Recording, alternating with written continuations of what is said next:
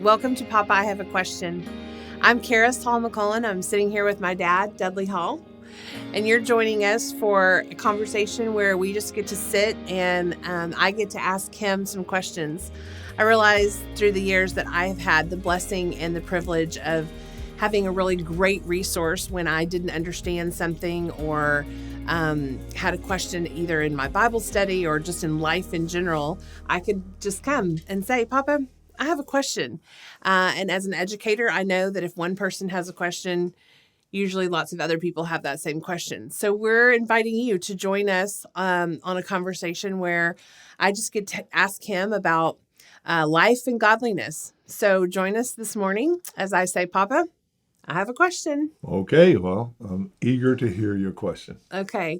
So it's kind of serious, I feel like today. We've been asking for a couple months now for other people to ask questions too. Hey, what are your questions? And I'll ask for you. And a lot of people are concerned and want to know. We just had another school shooting. We've actually had a couple right in a row here. And so our hearts are heavy and we're grieving with people that we don't even know. And there's a sadness and there's, I think, a hopelessness of like, why does this keep happening? What is the real issue? And as believers, what's our role? What do we do? How do we, other than, sending money to a GoFundMe, what can I do? Yeah, Karis, that is a serious question. And I think we not only grieve with the families that have lost somebody, but we're grieving for a nation that's lost its way. That's a good point. Yeah. And so there's a grief that we can't even identify. It's a kind of a floating grief that's like, this is not the world. It's not the world I grew up in. It's not even the world you grew up in. And it's not the world I want to raise my children in. Yeah. I mean, I have friends who are like, I'm scared to send my kids to school. How do we talk about this with our kids? There is a grieving. So, trying to understand a little bit about grief, that we need to face it and get out of the denial of, we're really better than this. Actually, we're not better than this. We're actually doing what we have planned. Somebody has many times said the definition of insanity is continuing to do the same thing, expecting different results. Well, the Bible teaches us, nature teaches us, everything about creation teaches us that you harvest what you plant. Yeah. And so, you can't just continue to plant the ideologies of telling kids that you are a product of time and slime, but you're valuable. But that makes no sense. And so if there's no purpose for me, if I was not created, if there's no design, there's no destiny, and I'm just here, how am I supposed to have value? I don't think we're telling our kids that they're valuable. I think we're telling them they have to create their own value. Well, that's a good point. We're saying you're valuable. You make it. You figure out how you're valuable, or you make yourself valuable, and then they can't. Okay, but I think we're saying the same thing. If you don't have innate value because somebody created you and said that to you, then you have to do it yourself. Yes. So we've moved the authority from God created me, God said I'm valuable, God says I'm His, God says I have a destiny, to, well, since God is irrelevant and we don't want to get into religion and all that, then you have to decide, which is terrible. Hopeless. Hopeless. What is ridiculous that we're saying to children, you have to decide your destiny. You have to decide if you're a boy or a girl.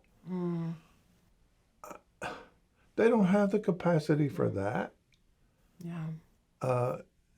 And to create doubt about it because, a male picks up a doll or a female picks up a tractor, a toy tractor, to say, okay, that shows it.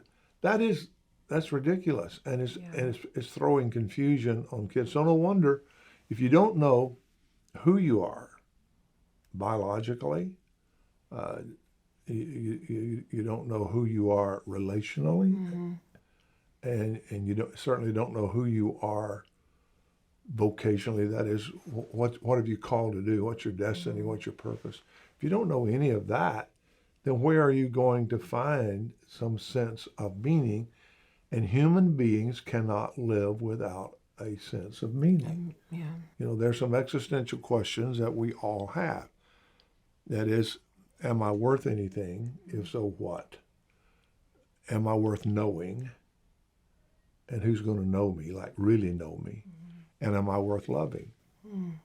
And if you don't answer those questions, we're going to go somewhere to get the answer. And so, this is not our place here to try to figure out all the mental health stuff, but I'm just saying we cannot continue to plant the seeds of hopelessness and aimlessness and valuelessness and then expect to get any result other than confusion, and confusion comes out many times in violence. So. Yeah, I hear you saying, and I know this to be true too, we have to know where we fit. We have to know where we fit and how we function in something greater than just ourselves. We can't find true meaning in just isolation. And so if I don't know where I fit and I can't find meaning because I don't have meaning alone, right? I'm a puzzle and we all fit together. And we've said for years that the family is under attack. And so the family unit is breaking down, so I don't fit there. And then we're running, so there's a lot of broken pieces causing identity issues and identity confusion. Is that what you're saying? Yes, it is. And then there's a part of us, another dynamic in it is that what you hear people say all the time is, we got to do something. It's sad. And another thing that causes us to grieve is that people we're looking to for leadership, governmental leaders and whatever, are politicizing it. And that grieves us. I mean, it makes me mad, first of all. And secondly, it grieves me. It's like, okay, so we got dead children and parents grieving and communities grieving and whatever. And we're talking about gun control. Instantly. It's like, okay, the issue here is, let's pass this bill. I understand the impetus of that. It is when something is wrong, I want to fix it. I want to fix it. I want to make it. It'll never happen again. Do something. And even the coaches in the collegiate range and the NFL, I've been noticing, are saying, we got to do something. Well, I understand a little bit of a coach's mentality. It's like, if there's something wrong with this team, we're going to do something. We're going to fix that. We're not going to continue to do that. If you're fumbling the ball, we're going to teach you not to fumble the ball. So it's like, do something. Well, in doing something, sometimes we create more problems. And here's the thing: if you do something and it's the wrong solution, and you think it's the right solution, then you take a deep breath. We fixed it. And we didn't fix it. So, in our country, it's impossible to get rid of all the guns, and even if you did, it wouldn't fix it, because that's not where it's coming from. It's a heart issue. It's a heart issue. Which is a wonderful time for the church to stand up and say, we apologize for not preaching the gospel for the last 200 years, and we're going to get back to it. And when we preach the gospel, that there is a God who says, I know you and I love you and you're worth something. And I showed you how much you were worth when I paid for you and I sent my own son to die for you. And I'm willing to live your life with you, and I'm willing to share my vision and let you be a part of what I'm doing in this earth. That's the message that broken people need. And we're all broken to some degree or another. So what a wonderful time for the church to stand up. And please don't become a part of the political deal of, well, I'm on this side, I'm on that side.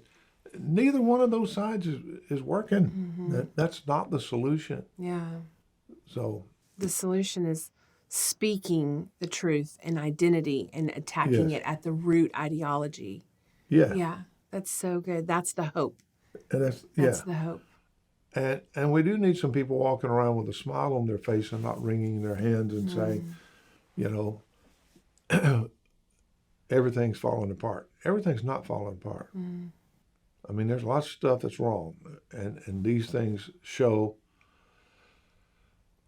you know, the iceberg of the hopelessness and stuff that's there. Yeah. But there's a lot of stuff going on that's really good. Yeah. Maybe we can talk about that next time. I was going to say that's a good lead into what we can talk about next week of what is God doing? What are we seeing him do as that message is being preached, as we're getting back to a true gospel of this is who he is, this is who you are, you're valuable and you're worth something because, and he showed you how valuable you are. Yeah. Yeah. I want to talk just a little bit about the tendency to always see that the problem is just a little bit outside of us. Yeah. We go back to the temperance movement back when the Industrial Revolution, and a lot of the men that used to work on the farms, whatever, now they're working in factories, and on the way home they'd stop in the pub and they would have a beer. And then of course, some of them couldn't handle it, and so then drunkenness and, you know, irresponsible husbands and families started breaking apart. So there was a major problem, and it's like, it's alcohol. And so, you know, one of the statements was, the demon is in the bottle. And so it's like, let's get rid of the bottle. So, you know, we passed the amendment, you know. Wow. That didn't work because the demon wasn't in the bottle. It's not the bottle, it's the heart. Yeah, it was a heart issue. And until, you know, the awakening that came that showed that you can be changed inside. And when you're changed inside, the pub's closed. Yeah. A lot of them closed. Yeah. But whether they closed or not, that wasn't the issue. Right. The presence or the absence of the pubs or the bottle. It was, have you found something better than that escape? Have you found a meaning in life? And in the gospel, you can. That's so good. That's such a great analogy to go back at history and look at, like, the laws didn't fix things. No. The laws, you can make as many laws as you want, or as we can pass through. They're not going to fix things. The heart issue has got to be revealed and changed. Yeah. So as we grieve in this season right now, we can also pray for heart change. Yes, we absolutely. Can pray for heart change, and we can begin to preach that message to ourselves and to each other and to our kids and to our friends and communicate that message. Yeah, that's so good. A little history lesson too. Thanks. Yeah. That's good. Okay, well, thanks for joining us for Papa, I Have a Question. And join us again as we talk about what is God doing now.